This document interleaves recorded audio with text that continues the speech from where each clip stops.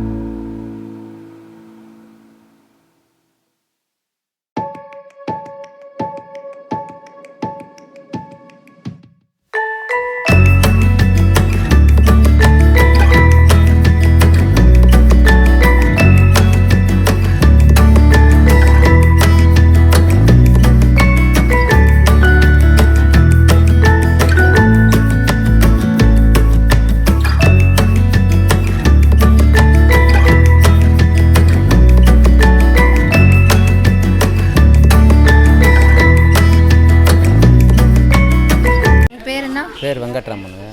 எவ்வளோ வருஷமாக இந்த தொழில் செய்றீங்களா? 20 வருஷமாக வேலை செஞ்சுட்டு இருக்கேன். சரிங்க சரிங்கண்ணா. இது இப்போதைக்கு எப்படி இருக்குது? கொரோனா டைமில் ரொம்ப கஷ்டமாக இருக்குது. ரொம்ப கஷ்டமாக தான் இருக்குங்க கொரோனா டைம். இதை மட்டும் தானே நீங்கள் தொழில் செய்றீங்க? இதை நம்பி தான் நாங்கள் தொழில் செஞ்சுட்டு இருக்கோம். வேறு எந்த தொழிலும் தெரியாது. மண்ணில் ஈஸியாக கிடைக்குது. மண்ணை வந்து கிடைக்கிறது கொஞ்சம் கஷ்டங்க. வருஷத்துக்கு ஒரு வாட்டி பர்மிட் கொடுக்குறாங்க கவர்மெண்ட்டில். இப்போ இந்த வருஷம் கலெக்டர்கிட்ட கொடுத்துட்டு வந்தோம். இன்னும் இது வரைக்கும் தகவல். இப்படி ஆற்றுலேருந்து எடுக்கிறீங்களா நீங்கள் மண்ணெல்லாம்? முப்பந்தட்டி புதுப்பாடி ஏரி மண் வரும்.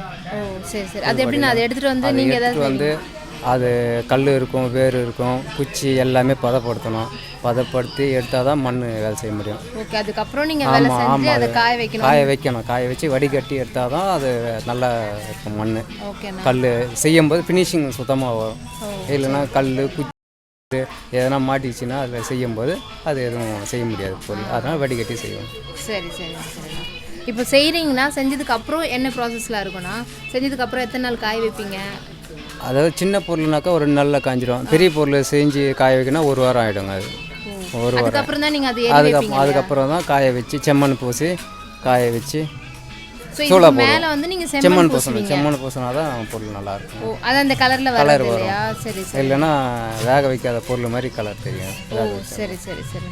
வேக வச்சதுக்கு அப்புறம் கலர் ஒன்றுமே ஆகாது. ஹோல்சேலில் தான் கொடுக்குறீங்க? ஹோல்சேல்லாம் பொருள்லாம் பிள்ளையார் கொடுக்குறோம். மற்றபடி செய்யக்கூடிய இப்போ விநாயகர் சீசன் 2 மாதம் அச்சு எதுவுமே செய்யறது இல்லை. செய்யறது கிடையாதுங்க. எல்லாம் கையில் செய்ய. பிள்ளையார் செய்கிறீங்களா? பெரிய சைஸ் வரைக்கும் அட்டையில் செய்வோம் நாங்கள். இப்போ வந்து கொரோனா அதிகமாக இருக்கிறதுனால அட்டை பிள்ளையார் செய்யக்கூடாது, தடை போட்டாங்க. மண் பிள்ளையார் வரைக்கும் 2 அடி 3 அடி வரைக்கும் தான் செய்யறதுக்கு கவர்மெண்ட் அலாட்மெண்ட் பண்ணிக்கிறாங்க. சரி சரி சரி. அட்டையில் செய்யக்கூடாதுன்னு இது பண்ணிக்கிறாங்க. இந்த வீடியோ உங்களுக்கு பிடிச்சிருந்தா லைக், ஷேர், கமெண்ட் பண்ணுங்கள். மறக்காமல் பிரக்யா வில்லாக்கு சப்ஸ்கிரைப் பண்ணுங்கள். தேங்க்ஸ் ஃபார் வாட்சிங்.